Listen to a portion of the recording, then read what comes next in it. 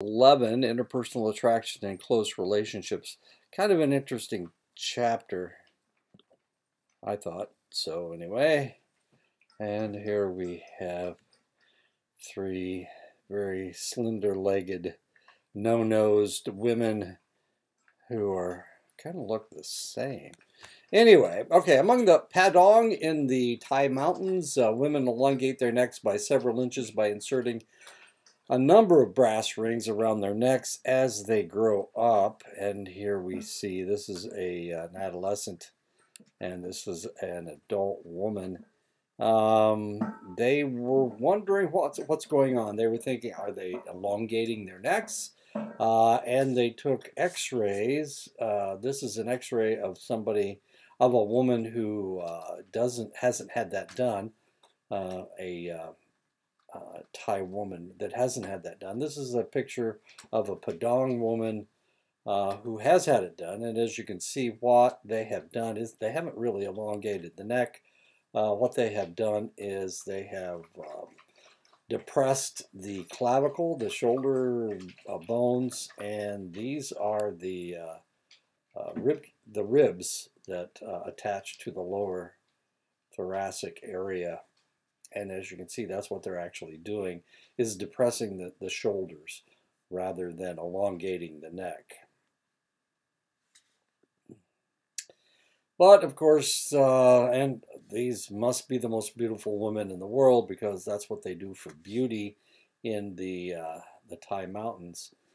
Among the Mursi in Ethiopia, women stretch their lower lips by inserting progressively larger ceramic discs in a hole that has been cut through the lip. And this is what it looks like when they don't have it in there. And this is what it looks like when they have the ceramic disc in there. I had a nephew that decided he was going to do this to his earlobes, and he did. He did it to his earlobes. Then he grew up, and he decided that he's also tattooed all over his body, but that's neither here nor there. He decided he was going to do that to his earlobes. Then he grew up and he decided, wait a minute, this is something that kids do. And his ear actually healed. The earlobe actually went back to normal, strangely enough. The Mentawai, women from Indonesia file their teeth into sharp points so that they have smiles not that different from a shark. And of course, she's the most beautiful woman in the world because she has sharp teeth. These two women are the most beautiful women in the world because they have elongated lips. And of course, these are the most beautiful women in the world because of their long necks. Ainu women of northern Japan often tattoo their faces in what looks like a mustache around their lips. Ainu women are not Japanese, ethnic Japanese. They are Caucasian, as strange as that may seem, but as you can see, they tattoo a mustache under their faces. And of course, that makes them the most beautiful women in the world, along with the lady with the shark teeth and the ladies with the long, massive lips and the ladies with the long necks. Western women darken their eyelashes with mascara, trim their eyebrows, and paint their lips with lipstick. As you can see, that's what she has done. That's what this young lady has done, and that's me. That's me. I didn't do that. That's me about 10 years ago. She was one of my students this is the day they closed the school. And she was a junior. She was a junior that year. She's from Chicago. And in order to make herself more beautiful, she put these things in her cheeks to draw her cheeks in. And she also made her eyes up amazingly. She had a website, a blog on YouTube where she showed women how to make their faces up. Strangely enough, she said that she wanted to be my fourth wife. Not that she was serious, of course. I'm 50 years older than she is. Not quite 50, 45 years older than she is. And she's married now and has two children. So I don't think that the two of us are going to get together anytime soon. But as you can see, when she made herself up, actually, I thought she was very attractive when she didn't have makeup on. She didn't think I should be able to tell who she was when she didn't have makeup on. But the truth is, I always thought she was very attractive, and she really didn't need to do these strange things to herself. But that's the last day of classes, or that's actually at the graduation, Ashford University in 2015. What kinds of faces are thought to be attractive? There seems to be, and it's really kind of interesting because I've communicated with her since then, and she was pregnant with her first child, her first son. She has two sons, and she was saying, "Oh no, the man I'm married to has a big nose just like me, and I could never see. I don't really." I didn't see that she has a big nose. And she kept saying, well, she's Hispanic. And she kept saying, oh, all Hispanic women have big noses. And I just don't really see it. What kind of faces are thought to be attractive? There seems to be striking agreement around the world. Skin that looks free of blemishes, blotches, sores, and rashes is viewed as more attractive than skin that does not have any of those problems. And that's according this goes way back 70 years. Ford and Beach did a study in 1951. And then they did another study. Montague did a similar study in 1986 and found exactly the same thing, that people were looking for people without blemishes. People care so much about their skin because people tend to be attracted to healthy mates who would likely produce healthy offspring that would survive. And of course, that's one of the things. We don't really think about this, but the reason that we're looking for people that are attractive is because they look healthier. There's more symmetry to them. They have more attractive parts, potentially. You can't see any blemishes on them. And that is one of the reasons why we select them or try to select them as our mates. Now, one of the interesting things about this is a lady who is Caucasian. I'm guessing she's not Hispanic. She may be Hispanic, but it's really hard to tell. One of the things that white people do is tan. They try to tan, and they think that looks healthier. Once upon a time, I'm reading a book called Raintree County. It's about growing up in Indiana in the 19th century. And it's really kind of interesting because the people are looking for alabaster skin. They're mostly white people that we're dealing with here. So they're looking for alabaster skin. And the reason is because women who had alabaster skin, it meant that they didn't work outside. It meant that they had a more leisurely life, and therefore the paler the skin, the better. And this was probably true in the white world until the 1960s, 1970s, when we started looking or admiring women from the West Coast who swam in the summertime. Of course, they have extended summer there because they have a longer summer. So it was the California girl, and what is one of the aspects of somebody who lives in California is that they spend a lot of time outside, and therefore they have a nice suntan. So at that point, suntans became very important, and this is one of the reasons why a lot of the makeup that you see is a little bit darker than it would have been in the 19th and early 20th centuries. I don't really have any pictures. Okay, well, we won't worry about that. Okay. People usually don't think about selecting healthy mates, but their unconscious preferences for traits that are associated with health have been guided by natural selection. Responding to the apparent health of the skin could thus be a useful heuristic for sizing up the health of one's potential mate in the ancestral environment. And of course, this individual has a little bit darker skin on this side than he does on this side, and therefore he looks healthier. He's also got a blemish over here, but even if he didn't have this blemish, then you would think that this side would be more attractive, mainly because his skin is just a little bit darker. A second characteristic, so you're looking for unblemished skin. A second characteristic that appears to be universally viewed as attractive is bilateral symmetry.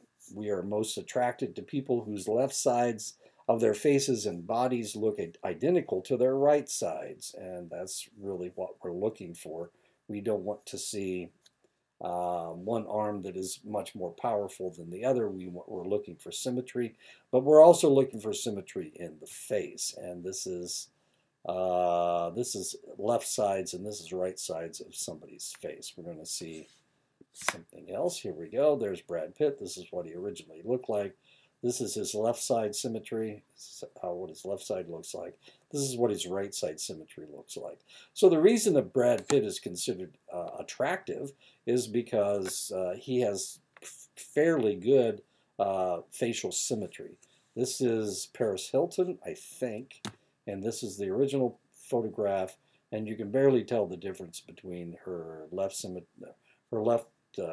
two left sides put together and two right sides put together. Bilateral symmetry is an indicator of developmental stability. Given ideal growing conditions, an organism's right and left sides will develop identically. There's evidence that people prefer symmetrical faces more than asymmetrical ones, and it has been found in all cultures that we have studied. The preference for symmetry is even stronger in hunting-gathering populations, such as the Hadza of Tanzania, and these are the Hadza, and they're looking for symmetry too. A third characteristic of attractive faces, so what do we have? We have no blemishes in the skin. We're looking for symmetrical faces. And the third characteristic of an attractive face is they tend to be average. Facial features that are close to average in size and in configuration are perceived as most attractive. Average sizes, so average noses, average mouths, average lips, average eyes. This is what we're looking for as far as attractiveness is concerned. And this may be one of the reasons why my former student considered her nose too big, because she thought it was a feature that was just too large, and therefore it wasn't nearly as attractive as it should be. Men tend to prefer youthful features in women, a characteristic called neoteny. And as you can see, this is what a little girl looks like. This is what she looks like as an adult. It is not, she still has something of a baby face. So as far as women are concerned, men find women's baby faces more attractive than more chiseled features. Women prefer some masculine features in men, and of course the masculine features are the chiseled features that I was just talking about. That's one of the Hemsworths. That's Jake Gyllenhaal, Leonardo DiCaprio. This is Orlando Bloom, and I don't really recognize these two guys. Anyway, chiseled features. People with average size features are less likely to have genetic abnormalities than people with deviant features. Humans can quickly process something that resembles a prototype, and quick processing is associated with good feelings and feelings of attraction. So the sooner that you can look at this individual and you can see that they are average, the more positive feelings you're going to get from that select individual. If they have a large nose or a large chin or large lips, or thin lips, or whatever, pig eyes, you're not going to find them nearly as attractive as somebody with average facial features. We just saw women. That's somebody from Uzbekistan, somebody from India, Japanese, Ethiopian, African American, Swedish, Samoan, and Peruvian. And you might ask, it's really kind of interesting because African Americans will go to Africa And all the Africans know exactly who they are. They can look at them and they can tell that they aren't from Africa, that they are African American. And why is that? Because most African Americans have some Caucasian ancestry. Many African Americans, if not most. And here we go. African American male, Uzbekistani male, white American, China, Italy, Hungary, the Philippines, and the Czech Republic. When researchers started mixing the facial features of different racial groups, they discovered that people found the results more attractive than the pure racial groups. The opposite sex found the faces of Eurasian and biracial faces most attractive of all, and of course that would be Halle Berry, who has been considered as one of the most beautiful women that has ever existed. Halle Berry's father is African American, and her mother is white. Actually, she's from England, if I'm not mistaken. And this is what somebody who is Eurasian looks like. She has a Chinese, an Asian mother, and she has a Caucasian father. Here's a male. I can't remember his name. He was on one of the. Wait a minute. He's on SWAT. Anyway, his mother is Caucasian and his father is African American. This is Keanu Reeves. Keanu Reeves. His mother is a Jewish woman from Russia, and his father is Portuguese. It is not certain. He also has Chinese ancestry, as curious as that is. It is not certain why multiracial faces are perceived as attractive. One account is that people should be attracted to genetic diversity as a marker of healthy genes. Multiracial represents the best average of all the faces the individual has encountered in their lives. And these are biracial individuals as well. The attractiveness of average features does not seem to generalize well to perceptions of bodies. It does not seem to be true that people are most attracted to those average weight, height, and muscle mass, breast and hips. The reality is that males are looking for something different than women are in females. So as far as women are concerned, this is what they think the perfect body type would be. As you can see, it's far more slender than this one. This is what males find as a more attractive body type. These are very slender legs. These are thicker legs, of course. The hips are a little bit wider as far as men are concerned. The breasts are certainly larger, thicker, more luxuriant hair. And of course, women are looking for thinner shoulders, smaller breasts, and thinner hips and longer, more slender legs. As weird as that is. Okay, so we picked on women. Let's pick on men. As far as females are concerned, the perfect male body has more slender legs. Once again, a smaller torso, thicker hair, smaller shoulders, whereas males think that what women are looking for is a huskier man, thicker legs, larger chest and wider shoulders, and spikier hair, shorter hair.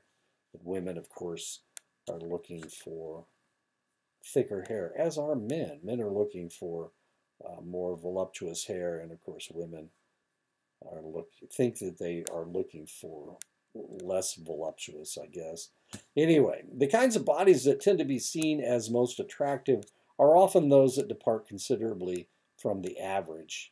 And of course, perfection is perfection. The concept of perfection is one thing. But males think that women are looking for huskier men. In West Africa, the term fat is often viewed as complimentary, indicating strength and beauty, and this is according to Cassidy in 1991. It's really kind of curious if you've never seen Bob Hearts Abishola.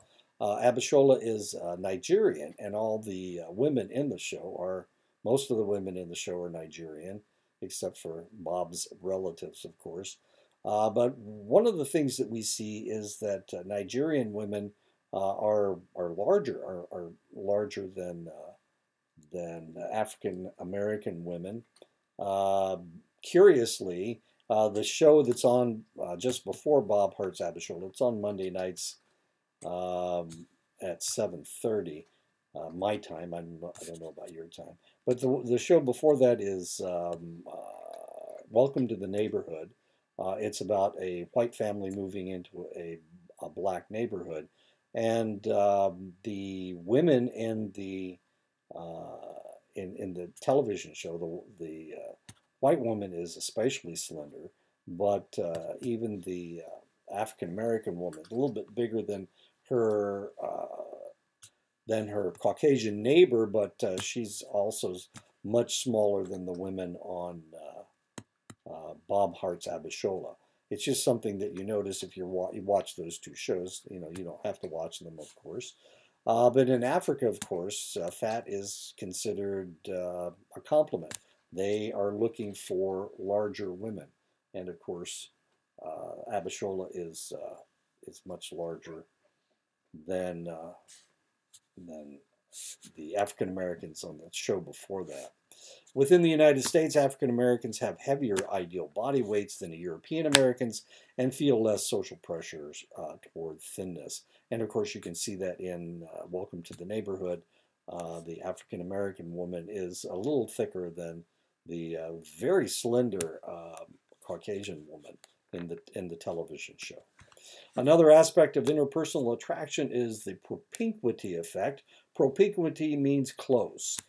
People are more likely to become friends with people with whom they frequently interact. This is where do you find your future spouse? Usually, it's in school or in church or in where you work. That's where you find your future spouse. Um, I was when I divorced my first wife. I'm sorry. After I divorced my second wife, I was dating a young lady, and she got orders to go to California. And as long as she was here, there was really no problem. We were engaged to be married. But I'll tell you, long distance relationships, especially in the military, where it's hard.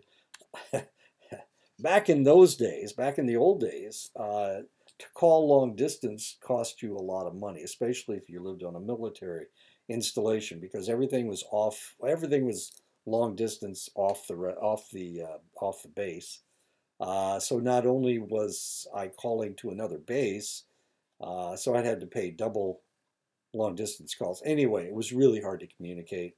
Um, Eventually, of course, she found somebody else and I found somebody else, and we married people that we were close to. Both of us did. So I married my current wife, and she married, I don't know, she's had a couple husbands since then.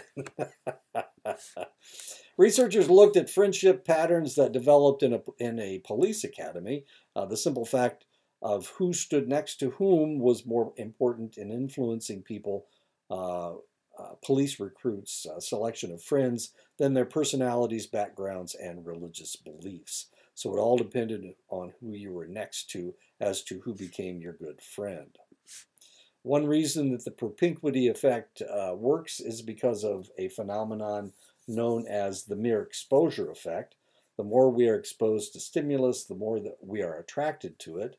This has been shown to be true for attraction to other people, foreign words, music, and a variety of inanimate stimuli. This is really kind of curious because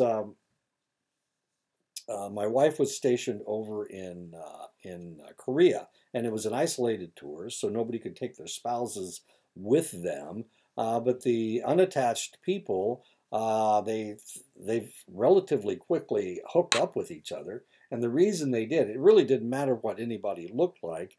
It was the fact that these were the only people that they were really exposed to. And since it was Korea and everybody around you are Korean and they don't speak your language, you don't speak their language, the Americans were kind of thrown together. So there was a lot of mixing and matching that was taking place.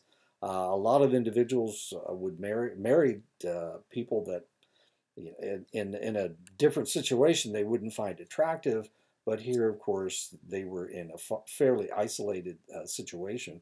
It's not that they didn't stay attracted to this person. It was that because of the mere exposure effect, they adjusted their concept of what beauty was. And so a lot of individuals actually paired up in that situation, and it was due to the mere exposure effect. The mere exposure effect appears to be a cultural universal. Japanese and Americans appear to be equally likely to come to like those people with whom they interact most frequently. And of course, in Japan, everybody is Japanese. 98% of the population is Japanese, is ethnically Japanese. People tend to be attracted to those who are most like themselves, and this is known as similarity attraction effect. Much research has shown that people are more likely to view someone as attractive either as a potential friend or romantic partner if both are similar in their attitudes, economic backgrounds, personality, religion, social background, and activities. I'm a real catch. No, I'm just kidding. I've dated from time to time, and usually, well, I've dated from time to time, and from time to time, I dated an individual who rejected me because I'm not religious. They couldn't possibly, they didn't really want to be with somebody who wasn't the same religion that they were. And since I don't have a religion, it was easy to reject me, as strange as that may seem. But looking back, that's fine. You know, if religion is so important to you that you would reject somebody because of a different idea about religion, then probably that wasn't the person for me to marry anyway. Really kind of a curious situation. Specifically, yeah, and the odd thing is, I'm thinking of a specific nurse that I dated back in the 70s. She didn't go to church, but she said that she could never marry somebody who didn't believe in God. And I found that a little interesting. That was the criteria she was using to reject me, and I probably she had other reasons. You know, I'm ugly and whatnot, and stupid, and anyway, you never know. Research has sought to determine whether North Americans or Japanese liked similar or dissimilar strangers, showed that North Americans had a stronger attraction to similar strangers than the Japanese. In some studies, Japanese show a similarity attraction effect as well, but it is consistently weaker than North American effect. Now, this is really kind of a curious research because in Japan, like I said before, 98% of the Japanese are ethnic Japanese. So I would question what is different as far as the Japanese are concerned. In the United States, of course, we have a lot of diversity in the United States, far more diversity than they have in Japan. So I'm just wondering how accurate this research was. Researchers have discovered that the most frequent topic of conversation is gossip about other people. Studies that track people's happiness over time find that their happiest times are when they are with others. People's most emotionally wrenching experiences involve the breakup of relationships and the death of loved ones, which makes a lot of sense. Communal sharing, the members of a group emphasize their common identity rather than consider their idiosyncrasies.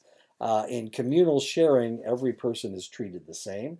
Each has the identical rights and privileges as every other member of their group. The ideal in communal sharing is equality among all the members of the groups. And that is what we see in select groups. Authority ranking involves the inequality of relationships that people share. Within authority ranking relationships, people are linearly ordered along a hierarchical social dimension. So as it would work at Dene College, the president is on top, is the main person, then the provost, then the vice presidents, and there are 4 of them, I believe, and then the deans, and then would come the faculty. And of course, different faculty depending on how long you've been there, depending on how important you are in your department, that would have a hierarchical aspect as well. People with higher ranking have prestige and privileges that those with lower ranking do not.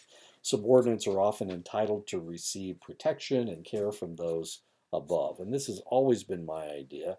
I gauge my superiors, the people that are in charge of me, by how well they protect me. Because I get in trouble a lot. Sometimes I say the wrong thing. I used to swear a lot more in lectures. Since I'm just lecturing to a computer, it's a little easier to control my language. But sometimes I swear a little bit more than I should. My ideas may not jive with other people's ideas. They may think that my ideas are more inappropriate. I am older than most. I think I'm the second oldest instructor at Dene College right now, since Wilson retired.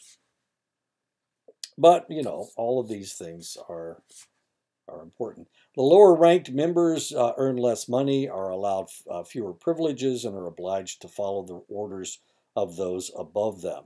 Asymmetry underlies all authority ranked relationships. Asymmetry, and that is true. Paz means peace in Spanish.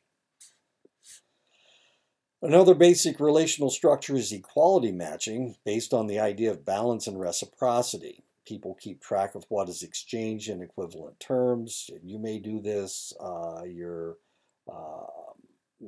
brother or your sister lends you their car. So now if they need a car, reciprocity tells you that you have to lend them your car because they allowed you to borrow their car once upon a time.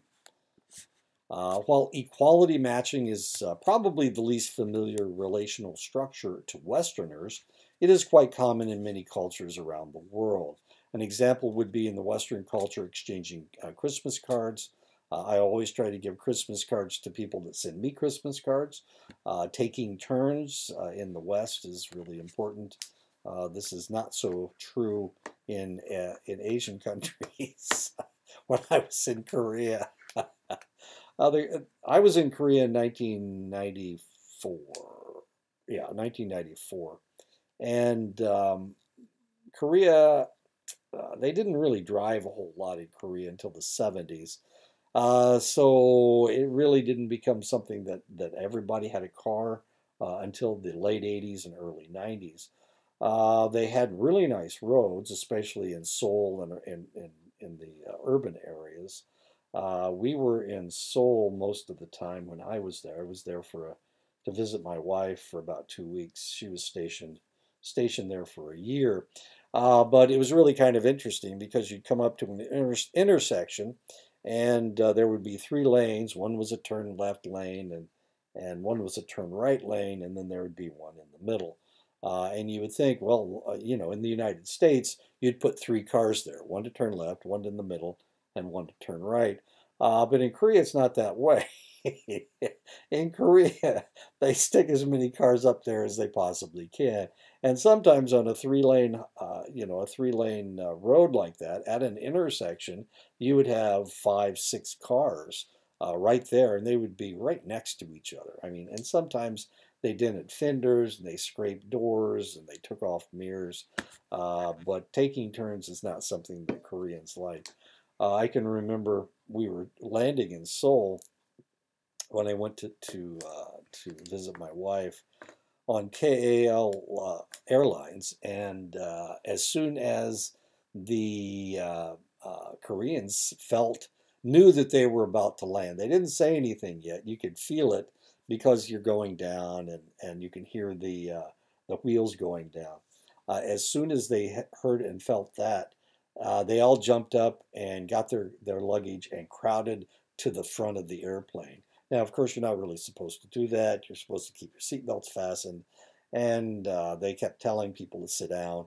Of course, nobody did. And I'm thinking, man, I hope we don't have an accident. I mean, I hope we don't crash on landing, because it would kill all the Koreans on board. I mean, they were all crammed up against the front of the plane. I don't know if it helped them land or not, but they weren't gonna sit down. Taking turns was not something they did. Exchanging dinner invitations and carpooling, of course. Um, I'll drive this week, you drive next week, that kind of thing. Market pricing is another type of relational structure. All features of benefits that are exchanged can be reduced to a single underlying dimension, usually how much money does it cost. People expect to ultimately receive something equivalent to what they have given. My grandson is going to a birthday party for a very wealthy kid that's on his soccer team. And this kid gave him a Nerf gun the last time he came to Reese's soccer or his birthday party. So I'm just wondering how, the market pricing, how this reciprocity is going to work. Should be interesting.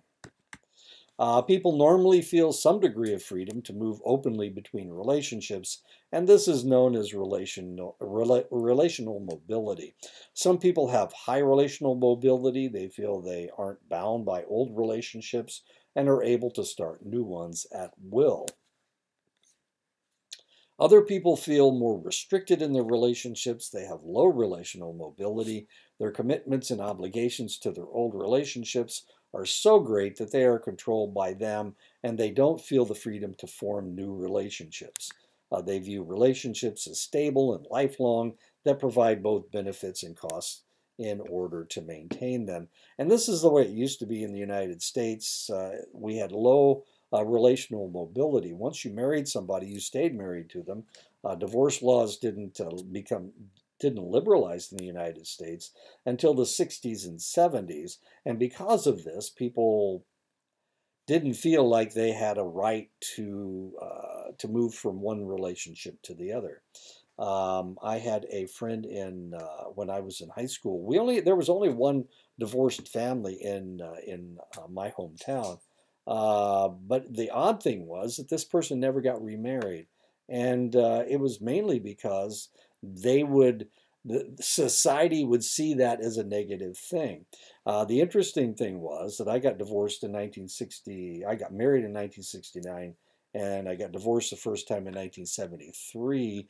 And I had a really difficult time establishing new relational ideas because I had the old low relational mobility ideas. So it was really difficult for me to begin a new relationship. Not so much for my first wife. She kind of jumped right into a new relationship, and I'll probably be talking about that in just a second. Relationships in low relational mobility situations are not always positive. Some people really don't get along with each other. If it is not an option to decide that they will not engage with one another, they will continue to have a relationship, though it might be fraught with negative feelings. And that's the problem I've always had with my in-laws. It seems that women who don't like their mothers are always looking for a father figure. And the reason they didn't find their fathers supportive is because they stayed married to crazy ladies, and they didn't see that as a positive. So It seems that women who have married me have been looking for a strong father figure. Okay, with that being said, that means that I tend to not get along with their in-laws mainly because they don't like their father. They hate their mothers and they don't get along with their fathers because their fathers never divorced their mothers. So all three of my relationships are the same. Now, I'm not exactly sure. That's why they're attracted to me because I'm a strong father figure. But the question is, why am I attracted to them? What is that aspect? And it may be because they are they see they're very affectionate, and that's the reason. They're not standoffish at all. So you can take that one to the bank. The average American adult reports having a network of 20.76 friends. Americans have more friends than anybody else in the world. The average adult in Hong Kong has a network of 13.23 friends. The average German adult has a network of 12.75 friends. A common reaction heard among many international people after their first encounters with Americans is how friendly we seem. They can't be friendly because they can only be friendly with 13 people. These people can only be friendly with 13.23 people. But as Americans, we can have lots and lots of different friends. It's okay. So Americans are friendlier. We're not limited by how many friends we can have. Compared with people from other cultures, Americans have a rather casual attitude toward forming friendships. Why? Because we have lots of friends. It's okay. We can have new friends if we want, and our old friends won't get jealous. Of course, in Hong Kong, it's not that way, and in Germany, it's not that way. I lived in Germany for 3 years. Really kind of odd. Real hard to get to break the ice with Germans because they already have all the friends that they need, but they always like to be around Americans because we're so silly. We're so goofy, we're so friendly. In collectivistic context, an important aspect of friendship is to provide each other with advice, and this advice is frequently offered regardless of whether one's friends wants to receive it. Unsolicited advice is common in a variety of collectivistic cultures, Turkey and Colombia, for example, but it seems to be especially prevalent in Russia. I know I've said negative things about Russia, and I'm going to say more negative things about Russia, but the reality is that if you have a friend who is Russian, they're going to tell you what they think. They're going to tell you if they like your hair or if they think that you should break up with a select individual or if you should put your money in oil stocks. They're always going to tell you what they think, and whether you want them to or not, they will give you unsolicited advice. According to BBC journalist James Rogers, you can't really say mind your own business in Russian because they will tell you what they think anyway. You can translate the phrase literally, but the concept is not well understood. A study by Chinsova, Dutton, and Vaughn in 2012, looking at unsolicited advice among Americans and Russians, found that Russians were twice as likely to have given unsolicited advice. The amount of advice given by Americans was more likely to be contingent on whether it was requested. If you ask me, I'll tell you. If you don't ask me, I won't tell you. I am an American. If it's a Russian, they'll tell you no matter what. The amount of advice given by Russians was unaffected by whether or not it was requested. They will always tell you. In Russia, a big part of friendship seems to be to let your friends know how you think they should be leading their lives differently. So that's one of the reasons why they're so grouchy, I guess. When Ghanaians and Americans were asked whether having a lot of friends was good, Ghanaians said that it was foolish. Friendship to Ghanaians involves obligations, both financial and social. Thus, too many friends could make you a pauper with no control over your life. So the fewer friends that you had, the better.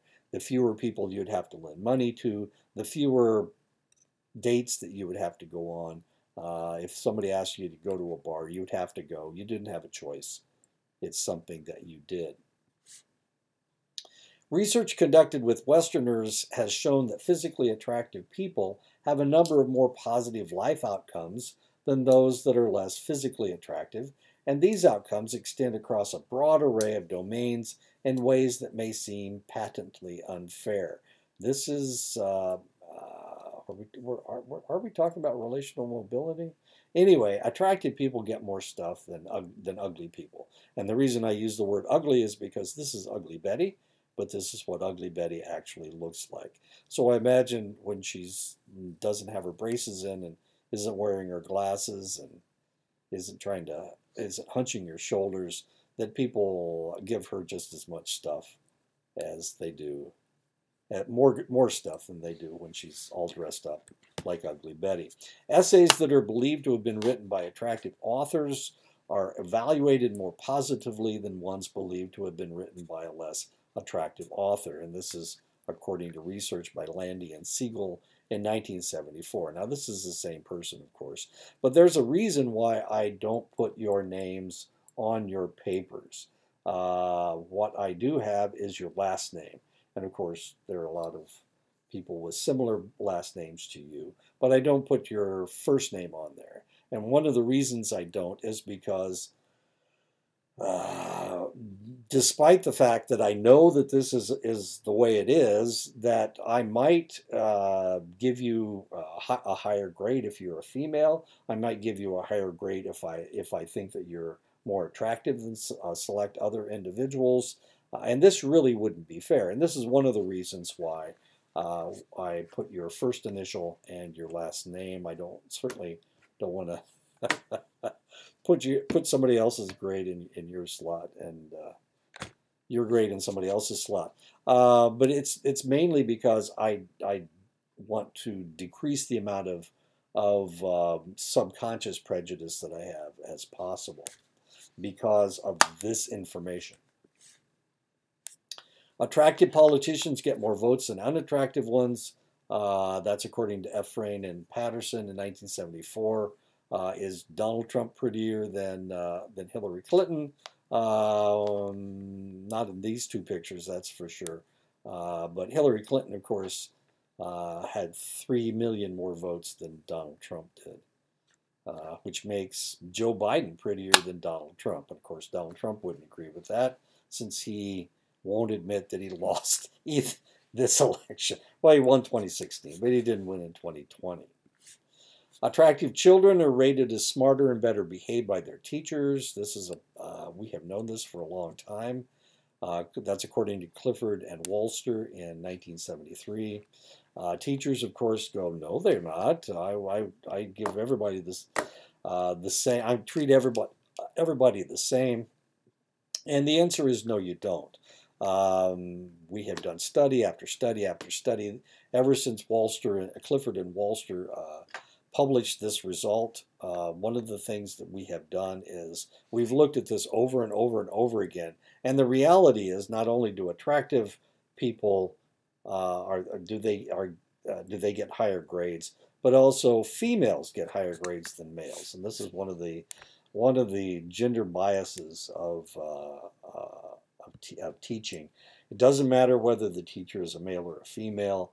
That's not the problem. The problem is that female students are given higher grades than male students. Now you may say, well, girls are smarter than boys. Well, it looks like they are, but the reality is that male students are treated differently than female students.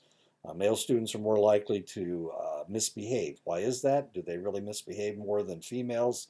The answer may be that it's because teachers crack down harder on male students than they do on female students who do exactly the same thing. Once upon a time, this is when I was in, what was it, the sixth grade. I was in the sixth grade. For some reason, it was the dumbest thing in the world. For some reason, the popular kids in my grade decided that they would take the pants off of this one kid.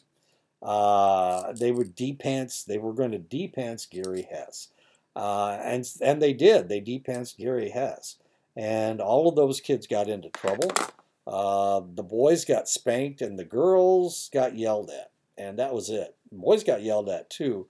The boys got spanked, and the girls got yelled at. And it turned out that it was the girls that actually took the pants off of Gary Hess. And of course, we're in the sixth grade. We're kind of goofy. I wasn't involved in it. I was on the other side of the playground when it happened. But the girls got yelled at, and the boys got paddled and yelled at. Of course, that's only one incident, but let me assure you that females are treated better in school than males are. Attractive MBA grads earn more money than less attractive MBA grads. This is according to research by Freese et al. In 1991. Attractive criminals get lighter sentences than less attractive criminals. This is a study done by Stewart in 1980. And this is one of the reasons why African American criminals tend to get to go to jail for a longer period of time. If you're scary looking, then you are more likely to go to jail for a long time. If you're an attractive criminal, then you don't, and we're going to talk about that in just a second. From an early age, we learn that attractive people have more desirable characteristics than unattractive ones, such as when we learn of Cinderella's kindness and beauty in contrast to her evil and ugly stepsisters. She is so pretty and so kind that all the animals of the forest come to help Cinderella, the mice, the geese, the birds. Disney is one thing, but Grimm is something totally different. But even in either one of them, the ugly stepsisters are horrible things happen to them, and Cinderella, of course, gets to marry the prince. Some people refer to this as the tyranny of beauty, and it has been explained by our ability to discern beauty almost immediately after meeting someone. We will often assume that they have other positive features as well, and this is known as the halo effect. Looking at this individual, baby-faced Audie Murphy, you would think of him as a killer. Looking at this face, I don't know what you think about this face, but you probably don't think of him as a criminal. But the reality is, this is Jeremy Meeks. Jeremy Meeks, his picture, this mugshot appeared in the San Bernardino website, the jail website. He was in jail for weapons possession. He had a felony, and then he had a gun, and they arrested him for that and put him back into jail for the length of his felony. He had been released. Anyway, so he was in jail, and they put this picture on the website, and I'll tell you, it just blew up. The women thought he was so pretty that when he got out a year and a half later, 18 months later, he became an international underwear model.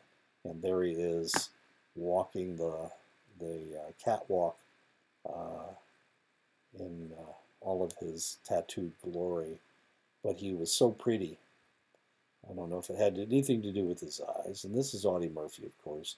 Highly decorated, the most decorated combat veteran of World War II. Congressional Medal of Honor, as well as all these other awards. Even though he was baby-faced, he was only 5'5", baby-faced killer. He was an actual killer because, of course, he killed a lot of other soldiers in the war. And as you can see, he was quite attractive. Died in an airplane crash, but he suffered from PTSD most of his life. This is Jonathan Cahill from the UK. They printed his mugshot, trying to tell people that he was at large and he needed to be. They needed to look out for this guy. This is his older mugshot. This is his mugshot when he was 37. This is yeah, this is when he was in his early 30s. Anyway, the women just went crazy over his mugshot. This mugshot right here. He had a different haircut. I don't know if that had anything to do with it. Still had the same eyebrows, but they thousands of women wrote to the or put it on email and whatnot, and talked about he can rob me anytime he wants. If he's in for rape, I volunteer. One of those just really goofy things. The same thing happened to Jeremy Meeks when they saw this mugshot. Somebody said, well, he could be a rapist, and some women volunteered to take care of all that. As weird as that is, handsome criminals get lighter sentences. That's the way it works. People from Ghana and the United States were asked whether they were happy with their lives. Attractive Americans were more satisfied with their lives than unattractive ones. Attractive Ghanaians were less satisfied with their lives than unattractive Ghanaians. Beauty in the United States is a commodity, but it is not a commodity in Ghana. Oishi and colleagues in 2009 studied American college students, comparing those who had lived in one place and those who had moved multiple times. This is really interesting to me because we were in the military. So we moved my kids from, they started school in Lubbock, Texas. Then we went to Germany. 3 years later, we came back to Plattsmouth, Nebraska. We were in Plattsmouth for 3 years, and then we moved to California for a year. Then we moved back to Plattsmouth. Now, the interesting thing, and of course my kids got along, but mainly they got along because they were athletes. And it's easy for athletes to fit into social groups. So both of them were athletes. But this is interesting to me. They're talking about people that have moved multiple times and people that have only lived in one place. The movers had more conditional loyalty. My daughter is a Dallas Cowboys fan. My son is a Pittsburgh Steelers fan. My daughter's favorite basketball team is North Carolina. My son's favorite basketball team is Purdue because he went to Purdue for a year. And it's they were both born in the same place. They were both born in Indiana, but neither of them are loyal to Indiana. They are loyal to some of the places that they've been. So they have more conditional loyalty. They had more Facebook friends on campus. They recognized their personality traits as part of their identity. They preferred chain stores where they knew what was in the chain store. Cities that tend to have a great deal of mobility, San Diego, Los Angeles, Atlanta, they have more fair weather sports fans. Los Angeles was terrible for the longest time. They didn't have a football team because they couldn't fill the stadiums. Now they have two again.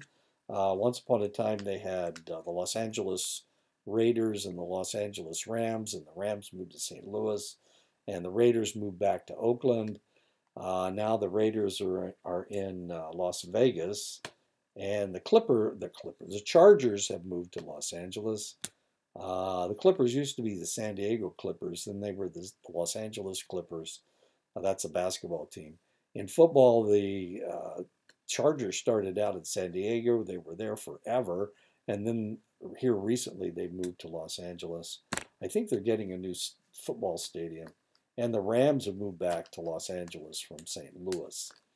So one of the problems with Los Angeles was that they are fair weather sports fans. High crime rates with less pro-community action. When we lived in the Los Angeles area, we lived in California for a year. It was really kind of interesting. If you go to a football game in Nebraska or a football game in Iowa, the whole town shows up, or a basketball game, whatever. But in California, nobody goes. It's like the stands are empty. Nobody goes to the basketball games. Nobody goes to the football games. Really kind of bizarre. But of course, in in Nebraska and Iowa, they are, and Indiana, they are community things that everybody goes to. High crime rates with less pro-community action, of course. These are the mobile cities. More large national chain stores in those areas. This internet itinerant lifestyle may make the United States culture different than other places.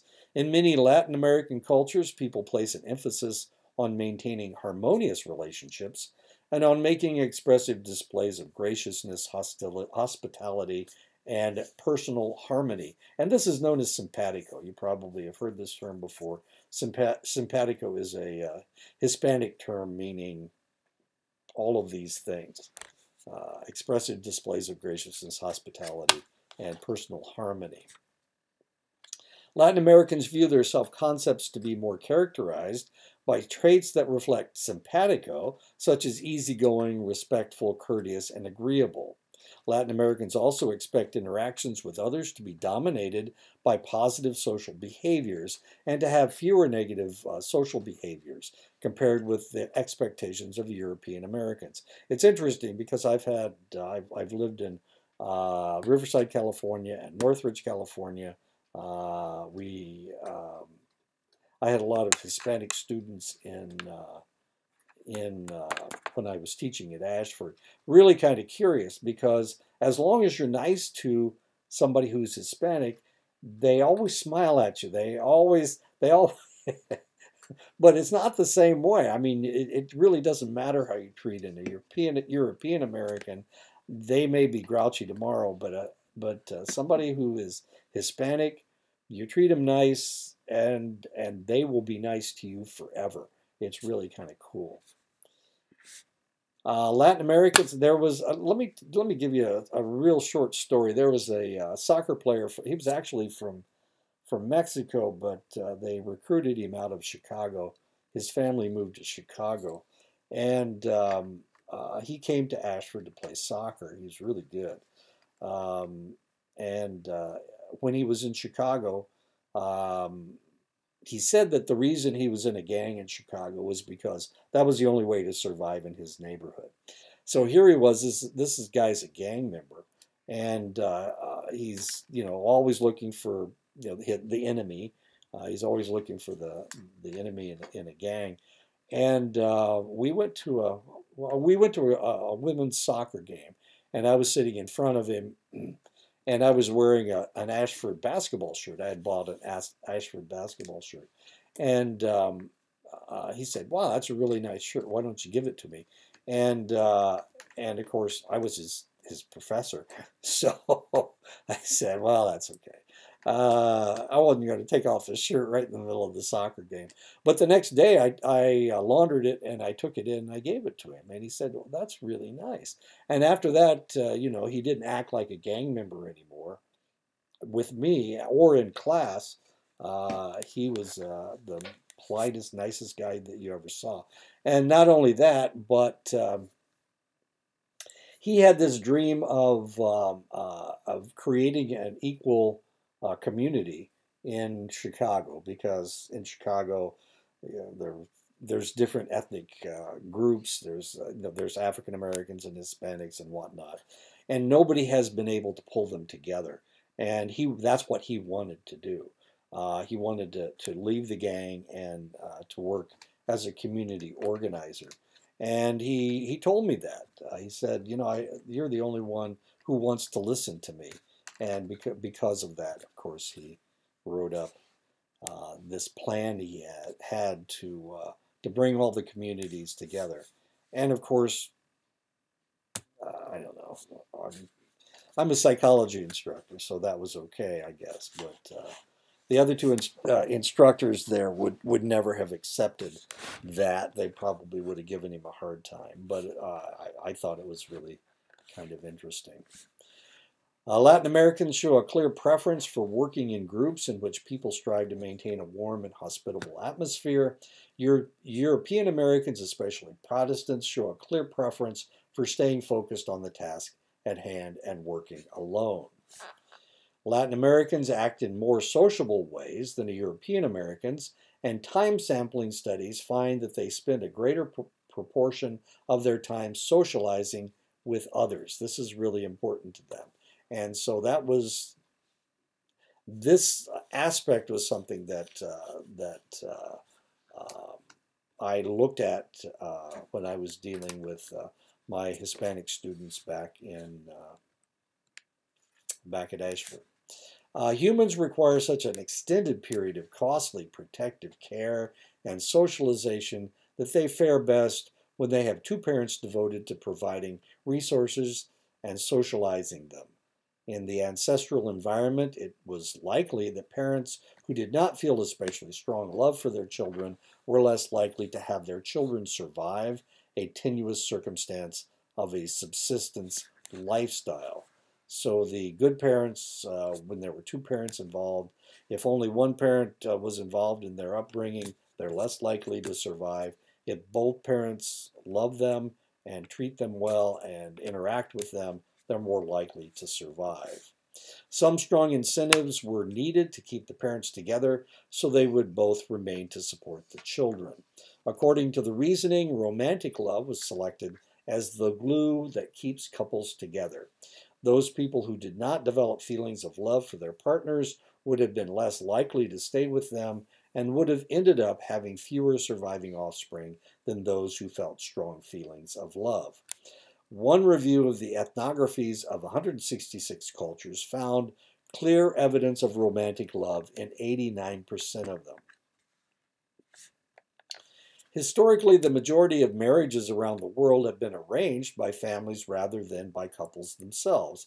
And of course, this is the traditional way that the Dene people have formed family relationships by arranging marriages. So that's the same way it is for most of the people around the world. Looking at 186 societies, researchers found that Western strategies in finding an appropriate spouse was only seen among 31% of men and 8% of women. In a study by Levine and colleagues in 1995, college students from several countries were asked this question. If a man or woman, depending on whether you're a man or a woman, had all the qualities you desired, would you marry this person if you were not in love with them? Half of the students from India and Pakistan said they would marry the person, and 1/4 more were undecided. So it was only a quarter of the Indian and Pakistani people that said that they wouldn't marry somebody who had that was a perfect match for them, except they didn't love them. Over 80% of Americans, Britons, Australians, and Latin Americans said they would not, and only a small percentage, less than 5%, of these countries said they would. Now, this is really important. This is new information. 1995. Okay, I want you to take note of the year.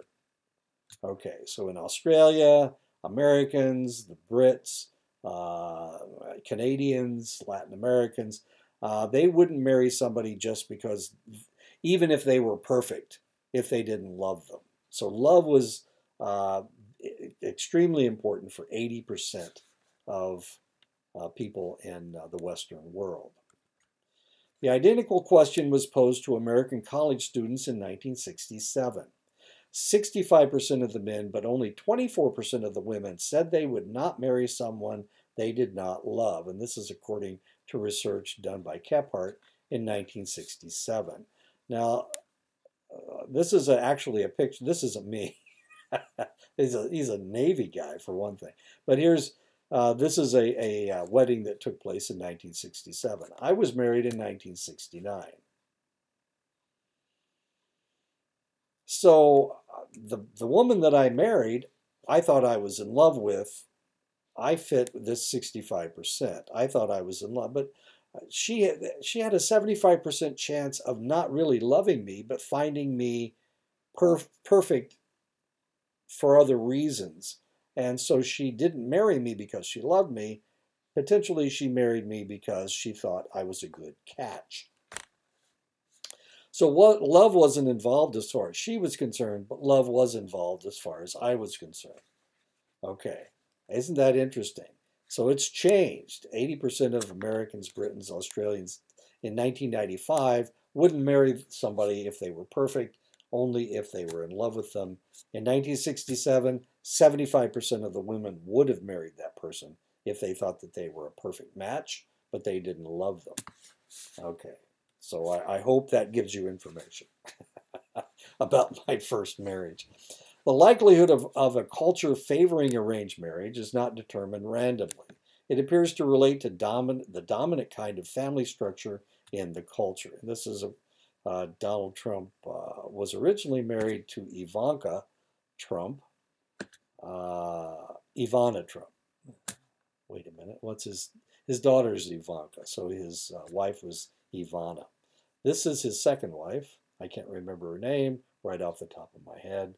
Marla Maples, that's what her name is. And she and Donald only had one child. But Donald had 3 children with Ivana, Ivanka, Donald Jr., and Eric. And then he has one with his current wife, Melania. Barron is the kid's name. Anyway, this is his second wife, Marla Maples.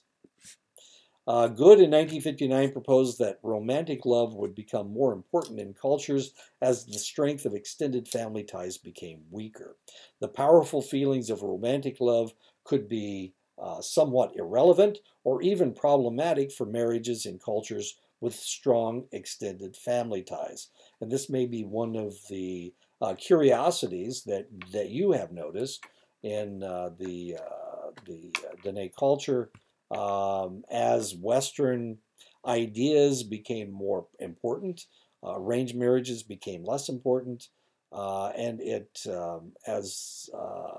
it may be this idea that you marry for love that has kind of weakened the family structure in the Dene society. It's just a thought. That's one of the things that Good found in 1959. The Western ideal of romantic love, characterized by intense feelings and mutual absorption, could be disruptive in cultures with large kin networks because such feelings can interfere with people's abilities to respect the wishes of their family members. In other words, the more love there is between the husband and the wife, the less power that the family has over what's going on with that couple and with that couple's family. The less love there is between the husband and the wife in an arranged marriage, the more likely that the family can control that relationship. An analysis of data from 117 non-industrialized societies found clear support for Good's hypothesis. This is according to Lee and Stone in 1980. Marriages based on love were more likely in cultures with nuclear family structures than they were in cultures with extended families. Something to think about. Many arranged marriages start out with no feelings of love between the couple. However, in time, the husband and wife begin to develop strong feelings for one another. A good analogy is getting a pet and developing strong feelings for the animal the longer you have it. People in arranged marriages describe their experiences in a similar manner. The individual approaches the person as his or her new spouse with the expectation of eventually falling in love. With time, they usually do, and that's what happens in arranged marriages. With the abysmal failure rate of Western marriages, the assumption that arranged marriages are miserable is probably inaccurate. Most people in countries where arranged marriages are prevalent view arranged marriages as more likely to succeed than romantic marriages. A survey among adults living in various urban centers in India found that 74% of men and women believed that arranged marriages were more likely to succeed than love marriages. And this is research by Kishwar in 1994. There is also evidence, there's also evidence that those in arranged marriages are at least as satisfied with their marriages as those in love marriages. Turkish couples in arranged marriages have been found to be as much in love with their partners as couples in love marriages. And this is according to Hortescue in 1999. Members of the Unification Church participated in mass arranged marriages where partners were chosen in ceremonies that involved thousands of men and women. Looking at marriages after 3 years, researchers found a similar rate of satisfaction between these couples and the general public. And this is actually a wedding ceremony in the Unification Church.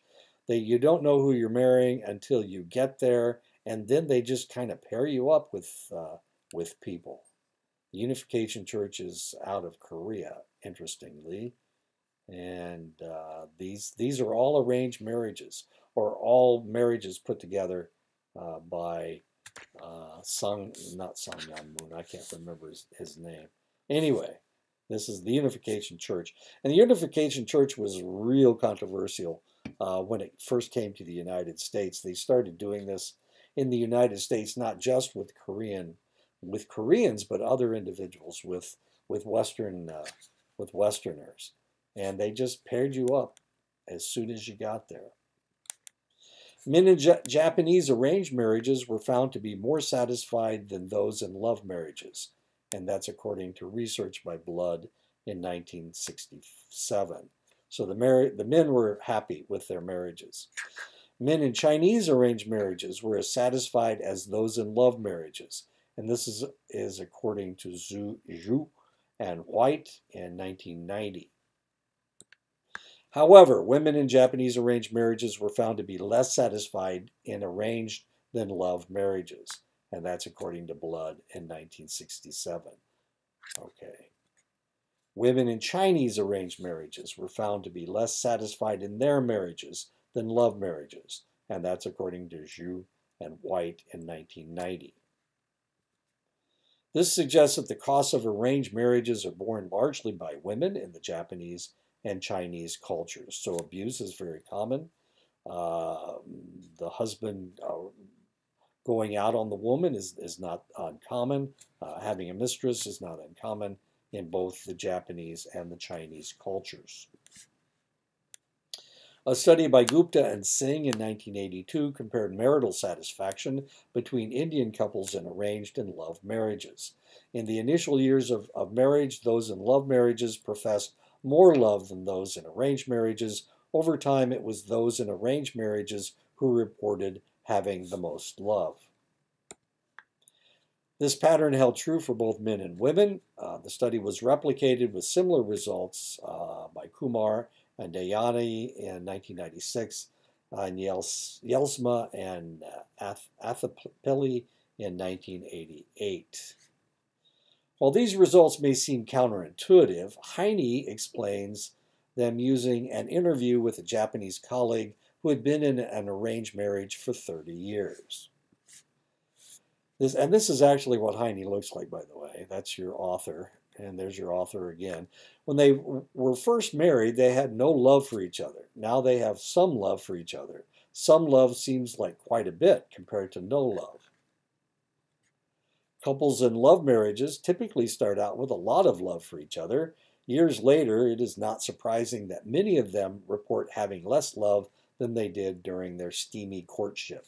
Some love doesn't seem so great compared to the lot of love that they had for each other earlier.